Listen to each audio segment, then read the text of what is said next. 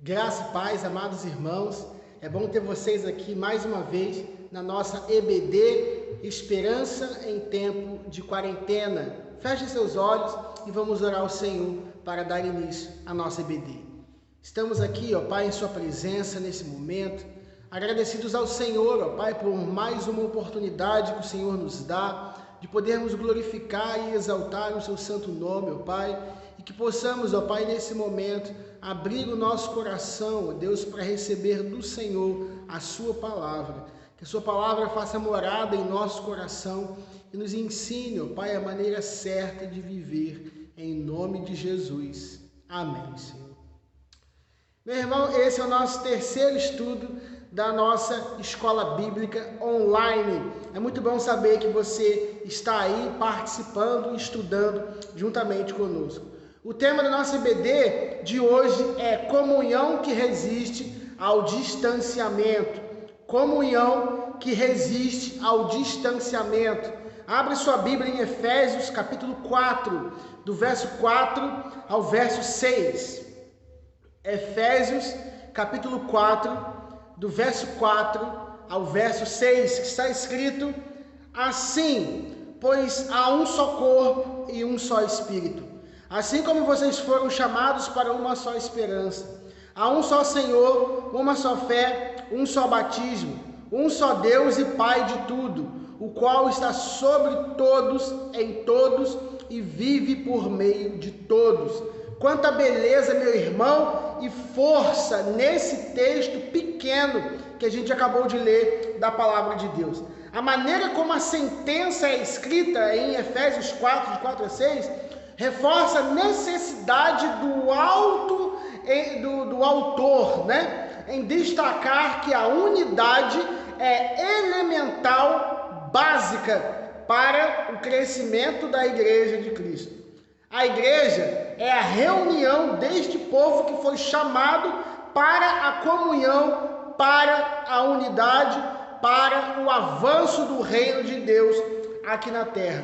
Seja na celebração, nos cultos, seja no relacionamento, na devoção, na missão ou no comungar da fé, a comunhão ela é imprescindível. E somos igreja de Cristo, reunida por Ele, para louvor e glória dEle, que serve e está ligada somente nele. Nós precisamos aprender a exercer comunhão, assim como Efésios 4, de 4 a 6, nos ensina. Observando as características de cada povo, de cada país, em cada continente, é consenso que os latinos são os mais abertos ao congregar, ao reunir, né? Pessoas gostam muito de fazer churrascos, aniversários, festas, muitas vezes sem motivo aparente.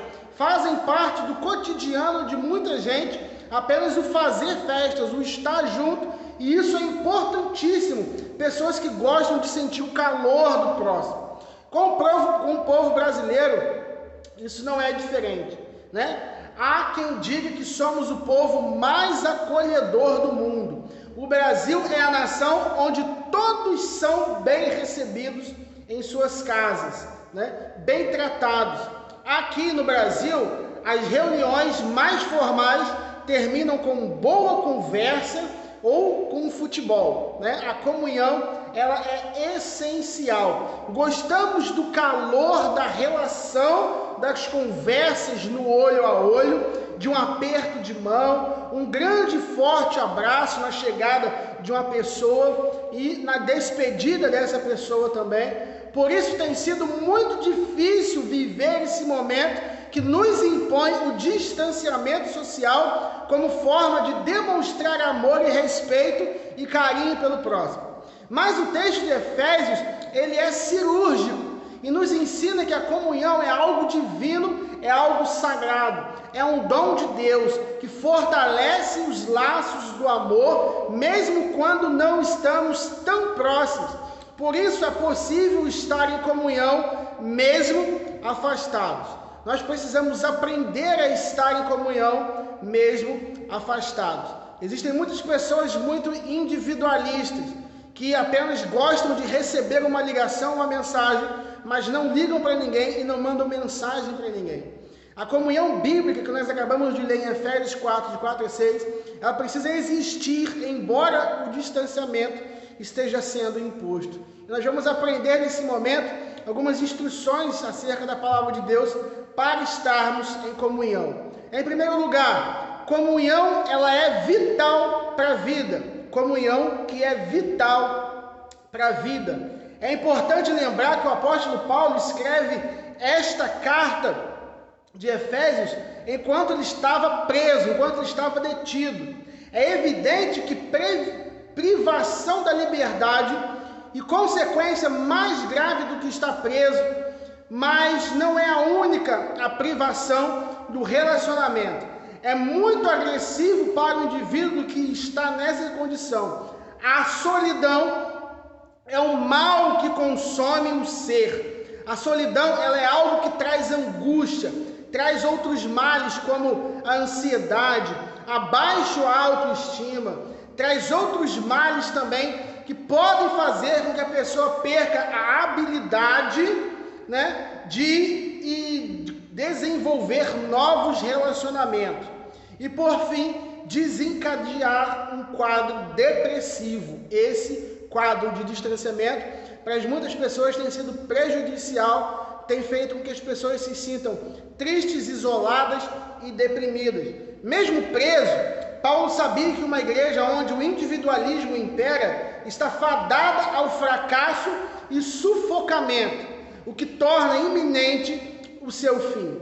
Assim como a água, a comida, como o ar que respiramos, o relacionamento é vital para a vida humana. E a comunhão da igreja, ela precisa ser verdadeira. É condição sine qua non, que em hebraico quer dizer para sermos igreja de Cristo. Por isso, o apóstolo nos fala no versículo 3, suplica aos cristãos em Éfeso que façam todo o possível para se manter unidos no Espírito, ligados pelo vínculo da paz. A comunhão é fundamental para o desenvolvimento da vida da igreja. Sem comunhão, a igreja não vai para frente. E para alcançarmos êxito nessa questão, nós precisamos permitir que o Espírito Santo do Senhor nos guie e nos direcione para que juntos possamos voltar a exercer comunhão verdadeira, comunhão genuína. Em segundo lugar, comunhão que é fruto de dependência. Observando a clara analogia que Paulo faz entre corpo e entre igreja, percebemos que esses dois elementos têm muitas semelhanças entre si. Ambos são organismos vivos que têm necessidades, emoções e sensações. Ambos são guiados por uma cabeça, um comandante. Todos têm um comandante que é o cabeça, que no caso da igreja, que é a noiva de Cristo, é o Senhor Jesus Cristo. Todos os comandos que o corpo recebe, seja de ações, seja de consciência, como comer, andar, falar, seja de ações inconscientes, como respirar, digerir o alimento que nós comemos, tirar os nutrientes dos alimentos que precisamos, fazer para crescer o nosso corpo, nossas células. Todas essas ações são todas determinadas pelo nosso cérebro. Da mesma forma é a igreja. Todos nós somos membros de um corpo, todos nós temos igual importância e relevância, mas quem determina o nosso lugar e função no corpo é o próprio Cristo, que é a cabeça da igreja. Ele é a mente, e nós precisamos aprender a ter a mente de Cristo para o bom exercício da comunhão da igreja. Todos nós somos membros desse corpo, todos temos importância e temos relevância. Ele, o nosso Senhor, é quem dirige os nossos passos, é Ele quem conduz a igreja e as nossas vidas. Imagine você se suas mãos e seus pés estivessem controles independentes, ou quisesse andar ou correr por conta própria, ou que seus braços quisessem agir por conta própria. Além de ser muito estranho, logicamente você iria cair, não conseguiria ter estabilidade. Observe como isso é interessante. Para que nós possamos ter comunhão na igreja, nós precisamos ter, de fato, Cristo como a cabeça, como mente, como quem pensa, como quem age, e precisamos viver de acordo com os pensamentos do Senhor para o fortalecimento da nossa igreja.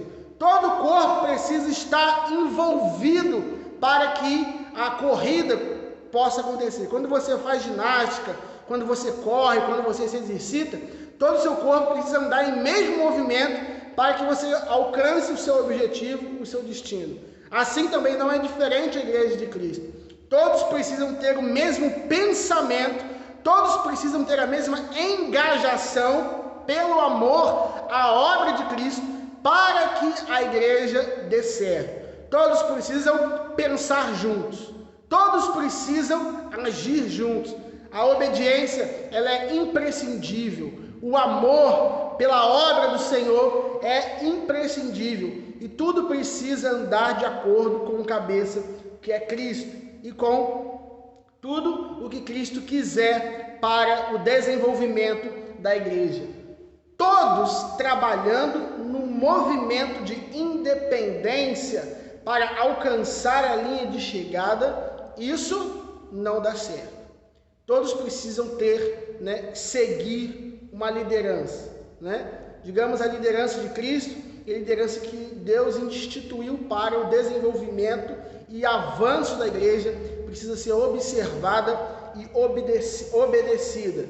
Assim funciona a nossa igreja. Todos nós precisamos trabalhar, e não só para trabalhar, precisamos estar juntos e trabalhar em comunhão e dependência, para que, dirigidos por Cristo, alcançamos êxito em nossa missão. Em terceiro lugar, comunhão que é presença mesmo na ausência. Comunhão que é presença mesmo na ausência. A parte final do versículo 6 diz o seguinte: o qual está sobre todos, em todos, e vive por meio de todos. Sem a presença de Deus sobre nós, em nós e através de nós, não há comunhão.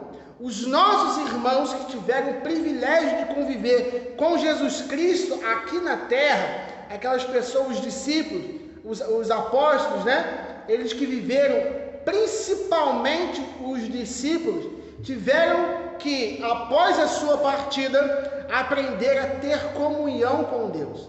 Mesmo com a ausência física, descobriram que mesmo não estando ali fisicamente, Cristo sempre esteve, está e estará presente. Cabia a eles buscar a comunhão com o Mestre, desenvolvendo uma vida de oração, reflexão e ação baseada nos ensinamentos e nas orientações do Senhor.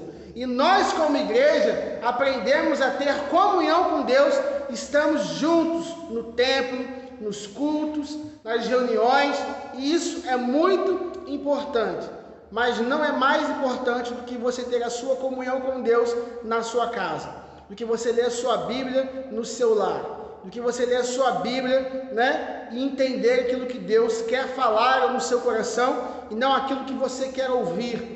O mesmo Deus que buscamos, o mesmo Deus que buscamos aqui no templo, que buscamos nas reuniões presenciais, Ele é o mesmo Deus que podemos buscar em casa.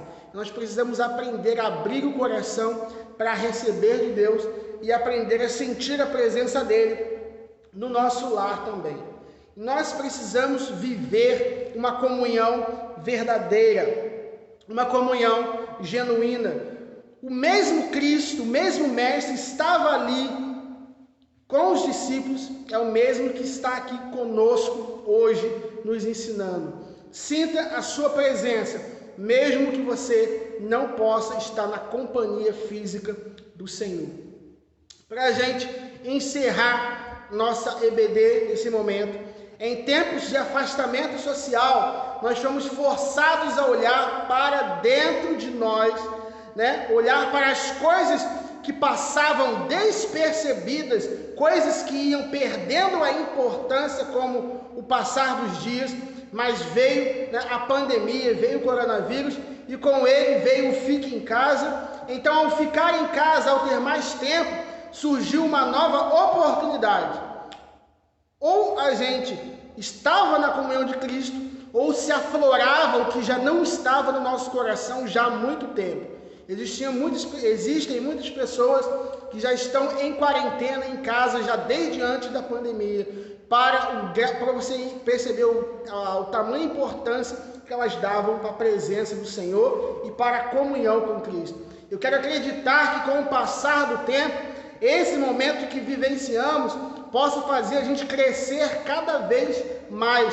Eu quero que essa pandemia seja conhecida como uma pausa para reconectar as pessoas, reconectar a comunhão. As pessoas passam algum tempo fazendo coisas que faziam há muito tempo, talvez refeições numa mesa que tinham perdido, né?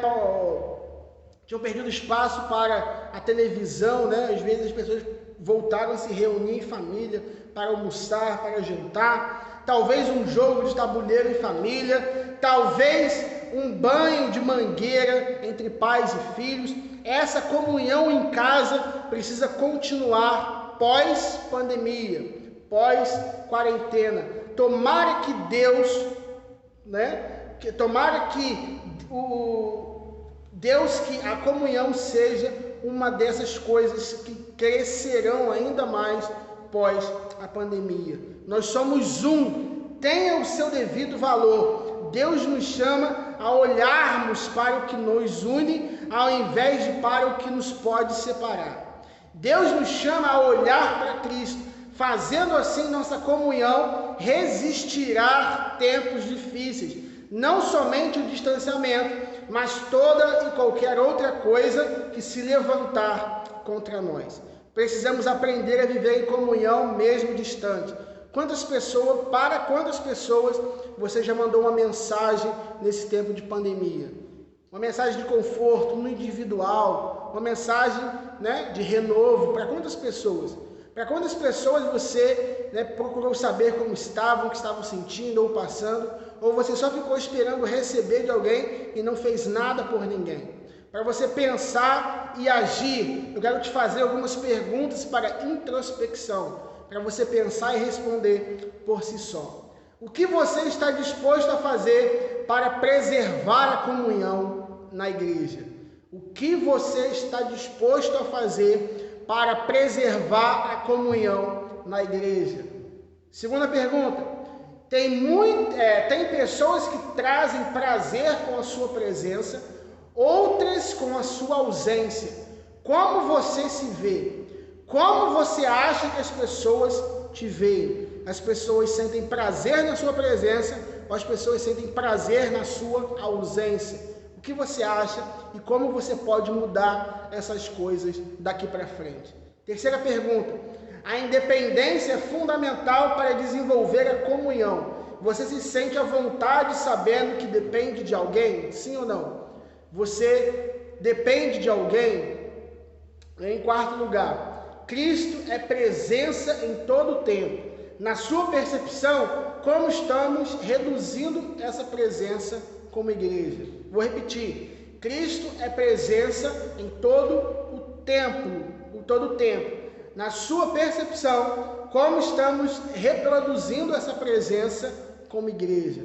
Nós precisamos exercer comunhão como corpo de Cristo, como igreja do Senhor, e voltar aos cultos presenciais ainda mais forte de quando nós paramos. Que você tenha uma excelente tarde na presença do Senhor, que você possa ouvir aquilo que Deus tem para falar ao seu coração daqui a pouco no nosso culto, às 19 horas, aqui mesmo no YouTube. Uma ótima tarde, fique com Deus, feche seus olhos, que eu quero orar por você. Estamos aqui, Espírito Santo, agradecidos ao Senhor por esse estudo. Obrigado por ter falado ao nosso coração aquilo que precisávamos ouvir e que a sua comunhão, ó Pai, esteja ainda mais forte na nossa igreja e que como igreja possamos avançar, possamos crescer, possamos prosperar, ó Pai, em qualidade, em ensinamento, em avanço para o reino do Senhor. Muito obrigado, ó Deus, por essa EBD. Continue conosco, nos ensine, abra o nosso coração, em nome de Jesus. Amém, Senhor. Tchau.